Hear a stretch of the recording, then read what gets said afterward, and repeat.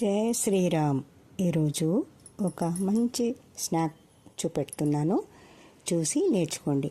మనకు అందుబాటులో ఉన్నప్పుడు ఇవి చామకూర ఆకులు మన ఇంటి వెనకాల కానీ మనకు మార్కెట్లో కానీ దొరికినప్పుడు తెచ్చుకొని వాటిని ఇలా చేసుకోండి. టేస్టీగా ఉంటాయి, ఆరోగ్యానికి చాలా మంచిది. అందుకని ఇవి చూపిస్తున్నాను. వాటికి కావలసిన శనగపిండి, ఉప్పు, కారం, పసుపు, ధనియాల పొడి. మీరు వేసుకుంటే లవంగాలు కూడా ఒక 2 వేసుకుంటే బాగుంటుంది, టేస్ట్గా ఉంటుంది. కాస్త ఉల్లిపాయలు తర్వాత వేయించుకోవడానికి. ప్రస్తుతానికి కలపడానికి మాత్రం ఒక బౌలు, అంటే 2 ఆకులకి సరిపోను ఒక బౌలు శనగపిండి తీసుకొని దాంట్లోకి 1 స్పూను కారం, 1/2 స్పూను సాల్ట్, కొంచెం పసుపు, 1 స్పూను ధనియాల పొడి, ఇవన్నీ వేసి కలిపి వాటిని బజ్జీ పిండి కంటే కొంచెం గట్టిగా కలుపుకోవాలి. ఇలా చూపిస్తుంది కదా, అలా గట్టిగా కలుపుకొని మంచిగా, అంటే ఉండలు లేకుండా ముద్దలాగా లేకుండా మంచిగా కలుపుకొని, అప్పుడు ఈ పిండి అంటే మనం తీసుకున్నాం కదా చామకూర ఆకులు, మనకు గడ్డలు ఎక్కువ మార్కెట్లో దొరుకుతాయి, ఆకులు మాత్రం అక్కడక్కడ దొరుకుతాయి. ఒక్కొక్కసారి మార్కెట్లో దొరుకుతాయి, ఒక్కొక్కసారి దొరకవు. ఇళ్ళల్లో ఉన్నవాళ్ళు అంటే ఒక్కొక్కరి ఇళ్ళల్లో పెట్టేసుకుంటే అలా ఉంటాయి. ఒక 2 గడ్డలు అలా పెట్టేస్తే మనకి ఎప్పుడెప్పుడు వస్తుంటాయి ఆకులు. అలా దొరికినా, మీకు ఇక్కడ దొరికినా ఇలా చేసుకోండి, మీ పిల్లలకు పెట్టండి. ఇది ఆరోగ్యానికి చాలా మంచిది. అందుకే ఇలా మీకు చూపిస్తున్నాను. మన పెద్దవాళ్ళు మన ఆరోగ్యం కోసమే ఇలాంటివి ఏదో ఒక విధంగా మన పిల్లలకు ఈ ఆకులను మన కడుపులోకి తినిపించాలని ఇలా చేశారు. అందుకని మీకు కూడా తినండి, ఆరోగ్యంగా ఉండండి. అందుకే ఇలా చూపిస్తున్నాను. బజ్జీ పిండి కంటే కాస్త గట్టిగా కలపమన్నాను కదా, అంటే ఇలా జారిపోవద్దు. ఇలా ఆకుకు ఇలా పట్టిస్తూ ఉంటే పట్టుకోవాలి. పలసగా అయిపోయిందనుకో కారిపోతూ ఉంటుంది, బయటకు పట్టుకోదు. అందుకని కొంచెం చిక్కగా కలిపి ఇలా అంతా ఆకుకంతా పూసేస్తే, ఆకులు మాత్రం బయట నుంచి తెచ్చినప్పుడు మంచిగా కడిగి తుడిచేయండి, పదన కూడా ఏం లేకుండా. అప్పుడే ఈ పిండి బాగా పట్టుకుంటుంది. ఆ కడగడము ఇవన్నీ తుడవడము కొంచెం లెంతీగా అవుతుందని అవన్నీ తీయలేదు, మీకు ఇలా చెప్తున్నాను. ఓకేనా? మంచిగా కడిగ ఇలా అంతా పట్టియండి. దానికి పిండి అంతా మంచిగా ఇలా పూసిన తర్వాత అప్పుడు ఆ ఆకును ఎలా రోల్ చేయాలో చూడండి. అలా ఇలా మలిచేస్తే పిండి కదా పట్టుకుంటుంది. ఇలా రౌండ్ చుట్టేసి నిదానంగా చుట్టండి, ఉంటుంది పిండి కదా పట్టుకొని ఉంటుంది. ఒకటి అయిపోయింది. రెండో దానికి మనకు ఇంట్లో ఎంతమంది ఉన్నారు అని మనకు అవసరాన్ని బట్టి అవి 2, 3, 4 ఎన్ని ఆకులు తెచ్చుకొని చేసుకోండి. మీరు ఫస్ట్ 2 ఆకులతో చేసి చూడండి, బాగా కుదిరిందనుకోండి ఇంకెక్కువ చేసుకోండి కదా. ఎప్పుడైనా 1, 2 ఇలా చేసుకుంటే వాటి టేస్ట్ తెలుస్తుంది. అప్పుడు మనం పిల్లలకు పెట్టవచ్చు కదా. నేను ఇప్పుడు చూస్తుంది అక్కడ తక్కువ మంది మేము ఉన్నాం కనుక 2 చేశాను. అది చేసింది ఎక్కువ కూడా వేస్ట్ అవ్వకూడదు కదా, అందుకు 2 చేశాను, చూపిస్తున్నాను. సరిపోతాయి అక్కడ.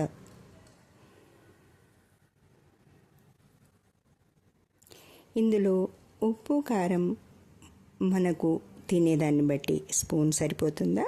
మీకు ఎక్కువ కారం తినేటట్టుంటే కొంచెం ఎక్కువ వేసుకోండి, తక్కువ తినేటుంటే తక్కువ వేసుకోండి. పిల్లలకు పెద్దలకు ఎవరికైనా నచ్చేంత మనం ఇంట్లో ఎప్పుడు ఎలా అలవాటు ఉంటుందో అలా వేసుకోండి. తర్వాత అది చుట్టడం అయిపోయింది కదా, ఇడ్లీ పాత్రలో కాస్త 1 గ్లాసు నీళ్ళు పోసి దానిపైన ఇడ్లీ పాత్ర పెట్టి దానికి కొంచెం నూనె రాసి, ఎందుకంటే అతుక్కుపోకుండా ఉండడానికని. ఇవి 2 అలా పెట్టి ఇప్పుడు మూత పెట్టి ఒక 10 నిమిషాలు ఉడకనిద్దాం. 10 నిమిషాలు చాలు, సరిపోతుంది. పిండి ఉడికిపోతుంది కదా. ఆకు కూడా, ఆకులో ఉన్న రసం మనకు పిండిలోకి పడుతుంది. అందుకే అది తినడం వల్ల మనకు ఆరోగ్యం అని నేను చెప్పింది. ఉడికిపోయాయి. వాటిని ఇప్పుడు ఎలా చేస్తానో చూడండి.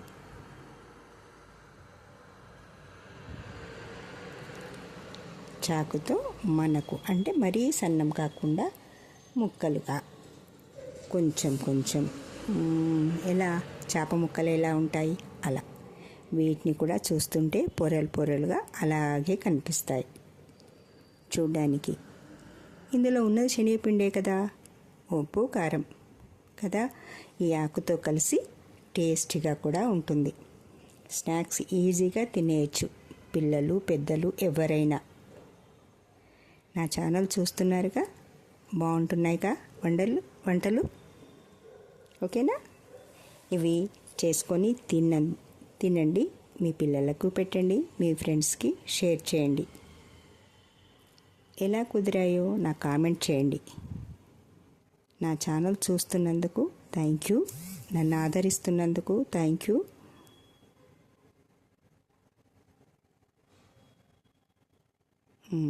కట్ చేయడము అయిపోయింది.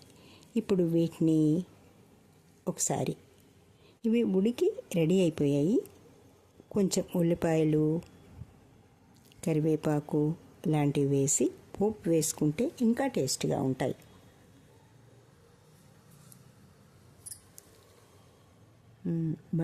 కడాయి పెట్టుకొని, కడాయిలో అంటే మనం వాడే నూనె ఏదైనా పర్లేదు, పల్లి నూనె, నువ్వుల నూనె, రిఫైండ్ ఆయిల్, మీకు ఏది వాడుకుంటే అది నూనె వేసుకొని దాంట్లోకి కాస్త జీలకర్ర, ఆవాలు,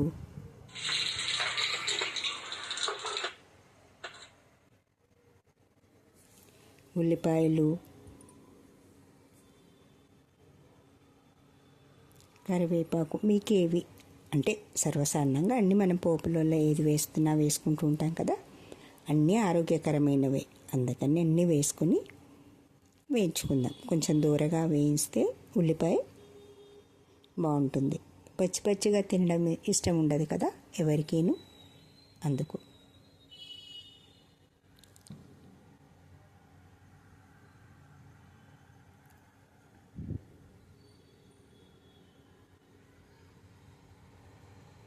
కాస్త ఉల్లిపాయ దూరగా వేగిన తర్వాత కాస్త అల్లం వెల్లుల్లి వేసి దాన్ని కూడా ఫ్రై చేసి, అంటే పచ్చివాసన పోవాలి కదా, పచ్చివాసన పోయేంత వరకు వేయించి అప్పుడు ఈ ముక్కలు అంటే మనం ఇందాక రెడీ చేసుకున్న చామకూర ఆకు పొట్లాలు కదా, వాటిని వేసుకొని ఫ్రై చేద్దాం. ఫ్రై చేయడం చెంచపట్టి అటు ఇటు కలిపేయద్దు, అందుకని చూడండి ఎలాగే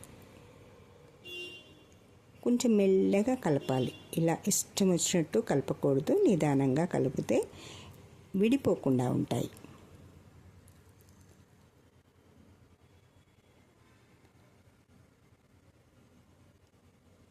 ఎలాగో ఉడికినవే కానీ అవి ఆకు ఉంటుంది కదా మధ్యలో, దానివల్ల కొన్నిసార్లు ఎక్కువ కలపడం వల్ల విప్పుకపోతాయి.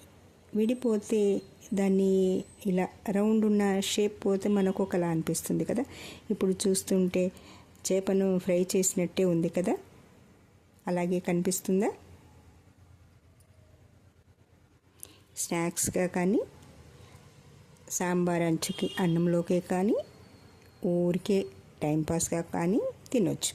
ఎలా తిన్నా ఆరోగ్యానికి మంచిది. మనకు టేస్ట్ అయిన వంటలు తినడానికి, రుచికరమైన వంటలు తినడానికి ఎప్పుడూ బాగుంటుంది. ఎలా ఉందో నాకు కామెంట్ చేయండి. థ్యాంక్ యూ ఫ్రెండ్స్, మళ్ళీ కలుద్దాం.